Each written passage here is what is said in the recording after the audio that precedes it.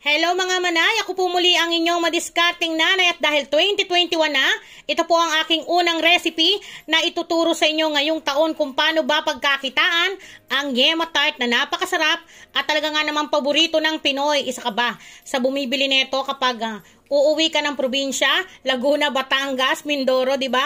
Isa sa sikat na pasalubong ang yema tart na pwede mo na ngayong pagkakitaan. At bukod doon, ituturo ko sa inyo kung paano ba gumawa ng dough o yung crust ng ating yema tart na siguradong magugustuhan nyo dahil napakasarap, malapulburo ng ating crust na gagawin na pwede nyong pagkakitaan at syempre magugustuhan ng inyong pamilya pati ng inyong chikiting. Pwede nyo tong pang stock, pang regalo at syempre pwede nyong pagkakitaan. Kaya tara na, atin ang simulan. Ipapakita ko sa inyo ang mga sangkap na ating kailangan. So narito yung mga sangkap natin. Para sa ating unang step ay gagawa tayo ng shell o yung ating tart para sa ating yema. So meron tayong third class na harina. Pwede kayong gumamit ng all-purpose flour. Meron din tayong isang piraso ng itlog,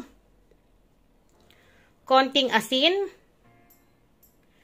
puting asukal, at margarine. So, any brand naman po pwede ninyong gamitin. Pwede kayong gumamit ng butter. So, napakasimple lang. Paghahalu-haluin lamang po natin ang ating mga sangkap para tayong nagmamasa. Pero hindi naman natin kailangan siyang pa-elastikin. So, mag-start na tayo. So, ang una natin gagawin ay paghahaluin natin ang harina at puting asukal. Then, isunod ang konting asin. Pwede rin kayong maglagay ng vanilla essence kung gusto ninyong maglagay. Then, i-mix lang po natin. So, wala tayo ritong ihahalong baking powder o yeast. Hindi naman natin kailangan na umaalsa yung ating shell ng ating yema. Then, ilalagay na po natin ang margarine. So, napakasimple lang. I-mix lang po natin yan.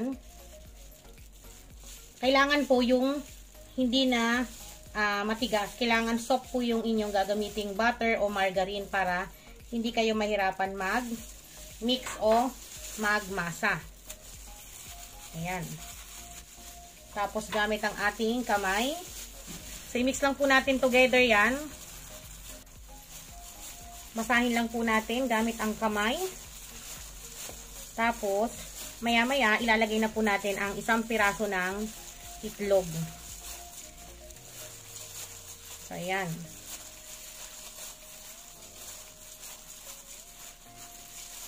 So, ilagay na po natin ang ating itlog.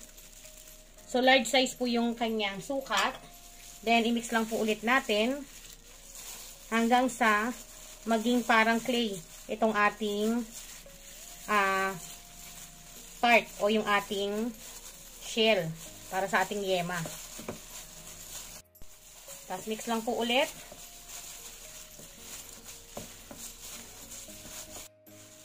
So continuous lamang po ang pag-mix ha. Normal lang po na may durug-durug siyang ganyan, pero mamaya po magiging parang clay na siya. Ayan o. Nag-i-start na po siyang mabuo. Ayan.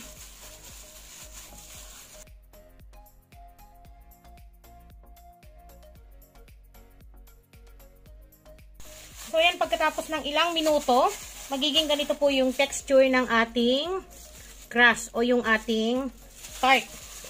Yung shell ng ating yema. So, napakasimple lang. Puin lang po natin ng ganyan para mas mag-combine yung mga sangkap. Then, pwede na natin kunin yung ating mga molder na gagamitin para sa ating yema tart. So, ganyan lamang po kadali yung paggawa ng ating crust o yung shell. So, ilagay muna natin sa ating lagayan. Then, kailangan na natin mag-brush ng mga gagamitin nating molder. So, normally, ito naman pa yung mga ginagamit na hulmahan para sa yema tart. Tapos, pwede rin kayong gumamit ng ganito kahaba. So, ang gagawin natin, ibabrush lang po natin ng konting oil yung bawat molder. Tapos, maglalagay na po tayo nitong ating crust. So, mag-start tayo mag-brush. So, kahit anong oil po pwede nyong gamitin ha. Para lang po madali nating matanggal yung ating crush mamaya kapag katapos natin i-bake. Kasi, i-bake po muna natin yung ating shell bago tayo maglagay ng yema. So, pagtapos nito, magmo-mold tayo ng ating dough dito sa ating mga molder. Ganyan lamang po kasimple.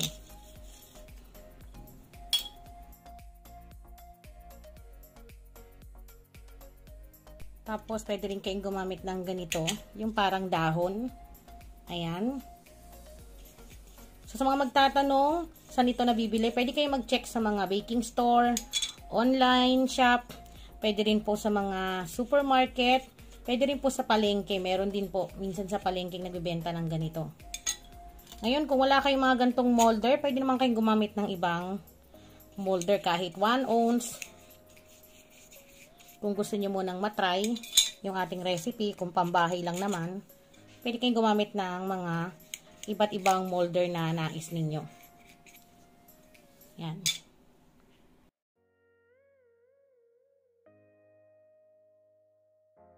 Ayan, tapos na tayong mag-brush ng ating oil dito sa ating mga molder. So, itabi lang po natin yan. I-set aside natin. Tapos, kunin natin yung ating dough. Then, meron tayong another na harina.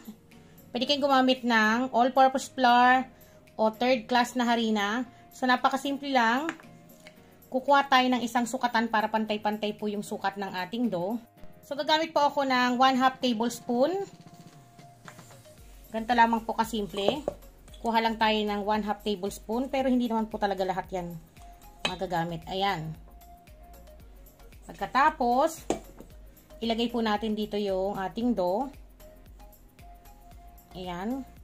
Para po maiwasan yung pagdikit sa ating pan na gagamitin. Ayan. Then, kunin po natin yung ating moldehan. Tapos, i-press po natin ng paganyan. Kailangan po padiin para kumapit po at lumabas yung shape ng ating dough. So, ganyan lamang po kasimple. Ayan. Tapos, tatanggalin po natin yung mga sobra-sobra na yan na lumalabas. Ayan. Kung nakikita ninyo, may sobra pong lumalabas, ikat lang po ninyo ng paganyan. Ayan. Babawasan nyo lamang po. Ganyan. Tapos, i-press nyo ulit ng padiin. Ganyan. Tapos, padiin din po sa palibot para may design po yung gilid ng ating shell. Yan. Tapos tanggalin po ulit yung mga sobra. Ayan. Tapos siksikin po ng paganyan. So pwede nyo pang laliman kung gusto nyo mas marami kayong malalagay na yema sa loob. Ayan. Tapos, tuktokan nyo o kung ganyan po, diinan nyo po yung mga gilid-gilid para may design. Ayan.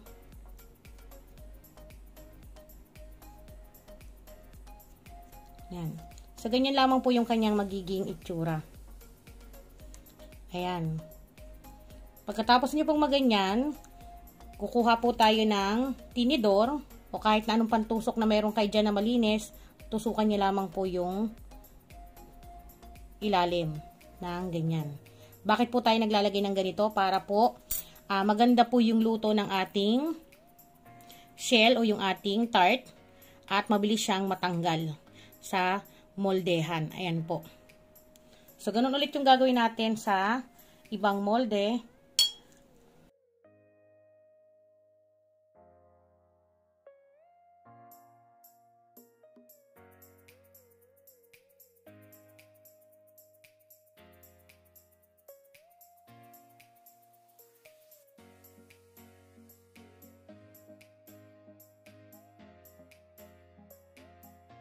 Ayan, tapos na tayo dito sa ating mga bilog o yung flower molder natin para sa ating tart. So, dito naman tayo sa parang dahon o yung bangka tart o bangka shell na tinatawag nila. So, dito naman tayo maglalagay ng ating dough. So, ganun pa rin yung procedure. Maglalagay tayo ng dough, pero bago yon isasawsaw natin dito sa harina. So, pagkasawsaw sa harina, ilagay lamang po sa moldehan na tinatawag o yung bangka. Tapos, diinan lang po natin ng pagganyan para magkameron ng design yung mga gilid. Ayan. So, yan. Tapos, tanggalin o tabasin yung mga nasa gilid na sobra. Yan. Napakagandang negosyo po ito mga manay. Dahil napakadali lang gawin. At itong dough na pinakita ko sa inyo, yung ating crush, napakarami pong magagawa. Kaya panghanap buhay po talaga. Ngayon, kung gusto nyo mas marami, i-double nyo lamang po yung ating sangkap. Ayan. So, ganyan lamang po siya. Kasimpleng gawin. Tapos, gamit ulit ang tinidor. Putasan po yung pinakababa para mabilis po natin matanggal kapag na-bake po natin. So, yan.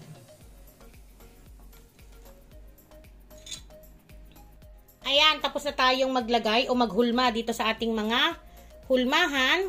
So, napakasimple lang. Ilalagay po natin to sa oven. Ibibake po natin ng 13 minutes sa init na 180 Celsius ang init para maluto muna yung ating crush bago tayo maglagay ng ating yema. So, nakapag-preheat na po ako ng aking oven. So, ilagay na natin to.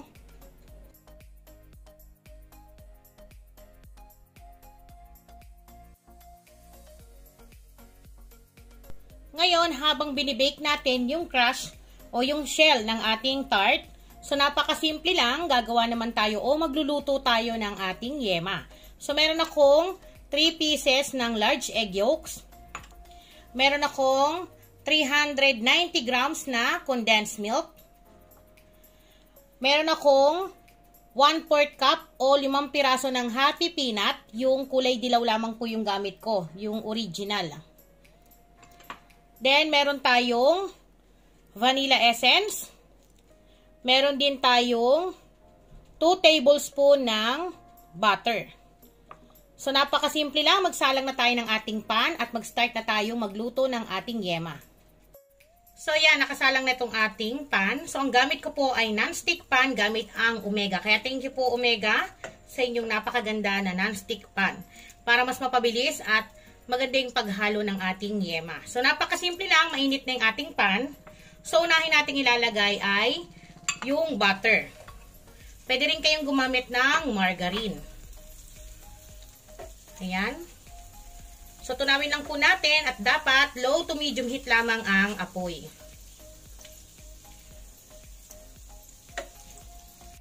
So, once na natunaw na yung ating butter, isusunod na ang condensed milk. So, sa condensed milk, any brand po, ha? Pwede ninyong gamitin.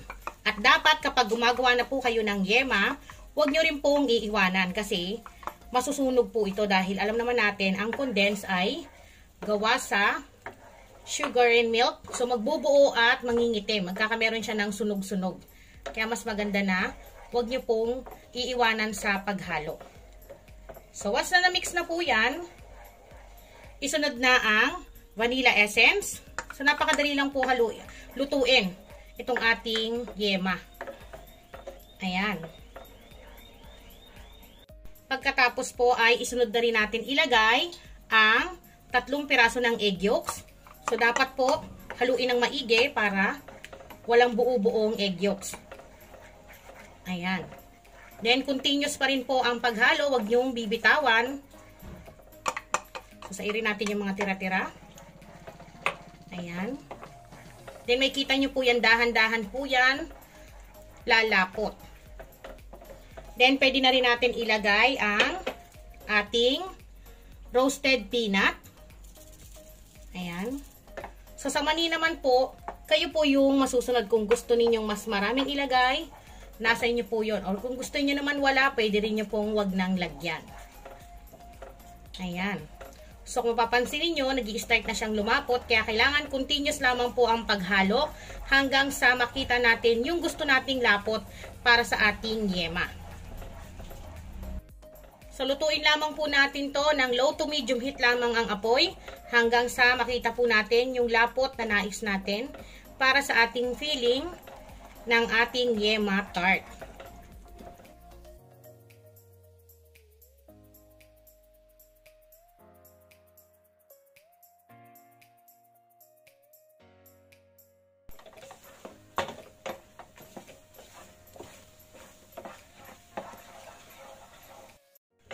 So, ayan, after 18 minutes po na hinahalo ko siya at niluto ko sa low to medium heat lamang ang apoy.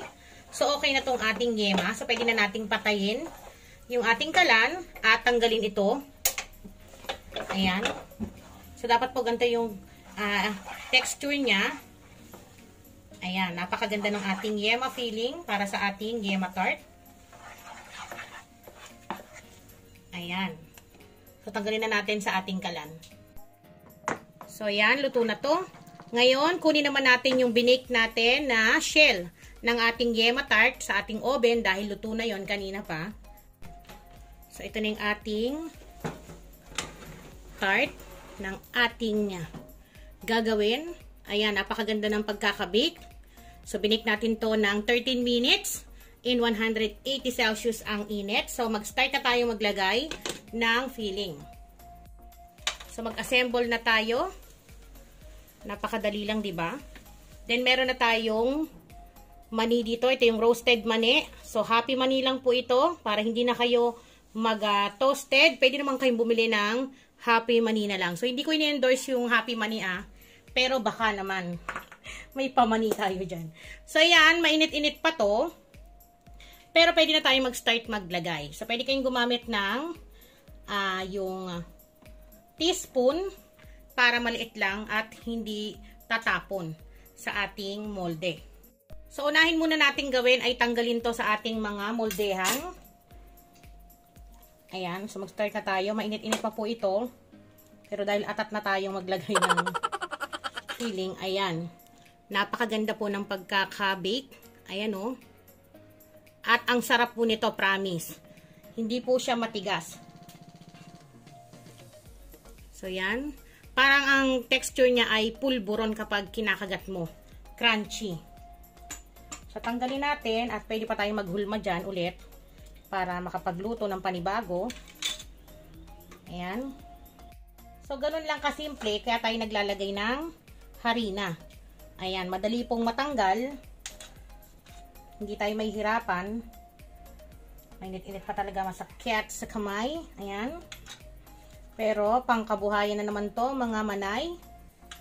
Doblehin nyo lang yung ating recipe kung gusto nyo ng maramihan. Pero, itong ating crush o yung ating dough ng yema tart ay marami po. Marami po kayong magagawa. Ayan, napakaganda ng pagkakabik. Saktong-sakto lang. Tapos, gamit kayo ng cellophane. Pwede kayong mag-start, magnegosyo kahit nasa tahanan lang. Madalas nakikita natin yung mga ganito sa mga, ano diba, sa mga, ba yun? Yung sa mga pier o kaya mga terminal, diba? Mga nagbebenta ng ganito, yema tart. Pero ngayon, kaya mo nang gumawa. Ikaw na ngayon yung magbebenta. Diba? Napakaganda po ng pagkakaluto, pati ilalim, saktong-sakto lang. Ganyan, na ganyan po yung gusto nating timpla ng ating tart. Hindi ko to nahabol nung Christmas. Sa dami po kasing request. Hindi ko na masabay-sabay. Sorry naman po. Ayan. Pero napakasarap nito, promise. At ang kagandahan dito, tumatagal po ito. Hindi kagad to nasisira. Umabot to ng 1 linggo mahigit. Tapos ipak nyo lang po. Basta wag nyo pong babalutin ng mainit pa ha. Kailangan palamigin ninyo. Yan. So, ayan. Tapos na tayo. So, napakasimple lang. Gamit kayo ng teaspoon o kutsarita. Tapos, kuha lang po kayo ng konti. Yung saktong-sakto lang sa pinaka butas niya. Yan. Napakasarap po ng ating yema. Yan o, tik na tik talaga. Tapos spread nyo lamang po ng ganyan. Dapat 2 kutsaring gamit nyo rito para bumitaw yung ating yema. Ayan. So once ganyan na po yung kanyang itsura, maglalagay lang kayo ng roasted mani. Ayan. Ganyan lamang po kasimple. Diba, ang simple-simple lang gawin. So, lagay natin dito yung mga nagagawa natin para nakikita ninyo. Ang cute, oh. Tapos, kapag lumamig po ito, titigas na po yung ating yema, kaya saktong-sakto. Pwede nyo na pong balutin gamit ang cellophane. So, kuha ulit tayo, then maglagay. So, nasa inyo po kung gaano karaming gusto nyong ilagay. Kayo yung masusunod. Ganyan lang. Tapos, roasted mani. Sarap. Meron ka ng homemade yema tart na pwede ninyong pagkakitaan. Nako, mga manay. Sigurado, isa na naman ito sa pagkakakitaan nyo. Kaya, abangan ko yung mga post nyo sa ating group page, Madiskarteng Nanay Mel Choice, ha.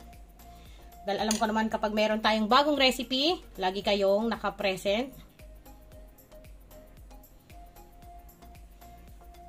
Maning-mani lang po to sa mga anak ko mamaya. Sasaglitin lamang po nila to. Maganda po kasi to pang tanggal ng umay. Ngayong, di ba, dumating yung New Year, lahat tayo, ulaw pa sa karne, ito yung mga pampatanggal ng umay. Sarap, nakakagigil na. So, ito na ang ating napakadali at pwedeng-pwede ninyong pagkakitaan na homemade yema tart mula sa inyong madiskarteng nanay. At sana ay masubukan nyo itong ating panibagong recipe. 2021 na, kaya kailangan natin ng mas maraming racket, mga manay, na sana ay magustuhan ninyo dahil ako na nagsasabi, napakasarap, panalo ang lasa. At siguradong magugustuhan ng inyong mga customer, lalo na ng inyong mga chikiting. Ayan, o.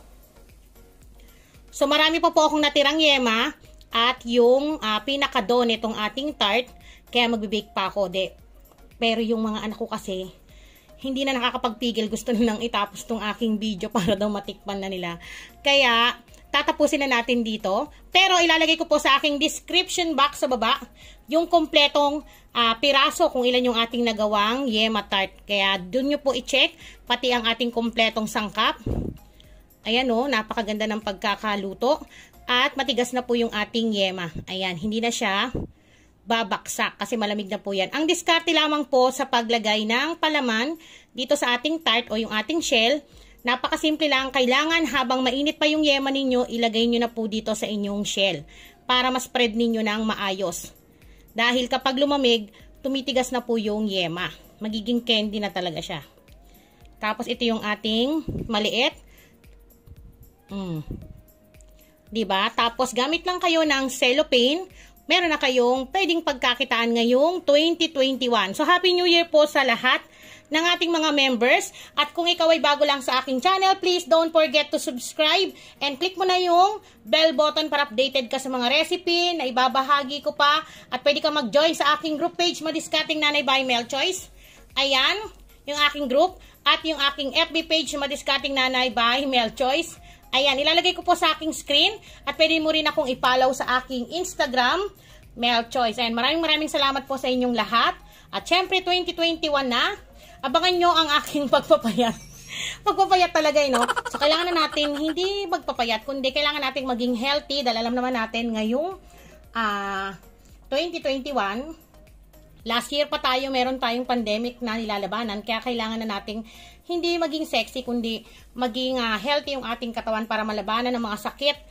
At syempre, mas humaba yung ating buhay, lalo na sa ating mga anak. Kailangan natin magpalakas. Kumbaga, kung mahal natin ang ating pamilya, una daw nating mahalin ay yung ating sarili. So, iwas-iwas muna sa mga sobrang tamis. At syempre, yung mga sobra-sobra na alam naman natin na pangit sa ating katawan. So, yan. Syempre, hindi mawawala yung ating titikman. Kailangan nating tikman, pero kailangan paunti-unti. Huwag sobra. Pwede namang tumikim ng mga matatamis, pero dapat yung sakto lang. O Manay, alam mo na, saktong kain lang daw. Atin ang tikman. So alam ko naglalaway na kayo dyan. Paglalawayin ko muna kayo. Pero ngayon naman ikain nyo na itong gawin sa inyong tahanan. Ayan o, napakaganda ng kanyang crush. Ayan, ng kanyang shell. Tapos yung kanyang yema, saktong-sakto yung pagkakaluto natin. Hindi pumapatak. Tapos ito yung gusto kong texture ng crush ng yema. Kung natitikman nyo yung mga binibenta sa mga terminal, di ba pag umuwi ka ng Laguna, Batangas, Mindoro, may mga ganito po, hindi nawawala yung yema tart. So, tikman ko ng ingay ito.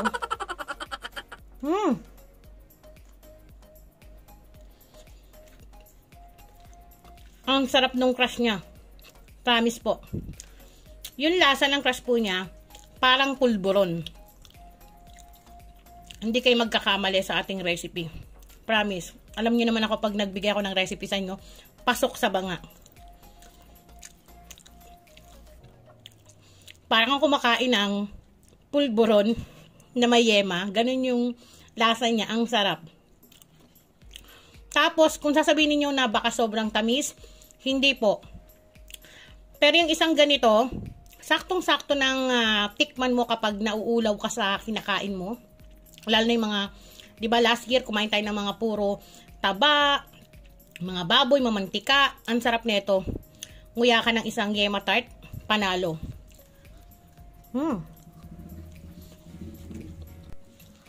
Ang sarap, grabe. Meron pa pong natira na yema tsaka ng dough.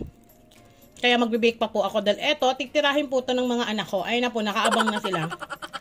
Hindi ko sila mapigil. Kaya pinapatapos sa akin tong video na to. At isa pa, going to 1 million na po ang madiscarding nanay. Ayan, maraming salamat po sa inyong pagsuporta sa aking channel.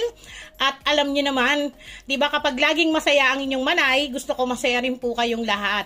So nangangamoy oven na ba? Nangangamoy parapol na ba? Abangan nyo po yung aking ayoko magsalita kung ano yon. Gusto ko masaya rin kayo sa araw na kung mag 1 million ako. Hindi ko naman po hinihintayan kung kailan. Masaya po ako kung kailan din ibigay sa akin ng Panginoon dahil lahat po sinosurrender ko kay God. Pero, lubos po ang aking pasasalamat sa inyong lahat dahil wala po ako rito sa kinalalagyan ko kung wala po kayong mga followers ko, subscribers ko, mga members ko sa aking group. Madiscarding nanay. Maraming salamat po sa inyong lahat. Taos puso po ang aking pagmamahal at pagpapasalamat sa inyo. At sana nga po matapos na itong pandemic na to para makita ko po kayo at personal ako makapagpasalamat sa inyong lahat. Muli ako po ang inyong madiscarding nanay. At please don't forget to subscribe and click the bell button. Maraming salamat po sa inyong panonood. At sana'y masubukan mo tong ating recipe dahil siguradong kikita ka. At ang sarap talaga. Promise po. So, kita-kita po tayo sa susunod. Paalam!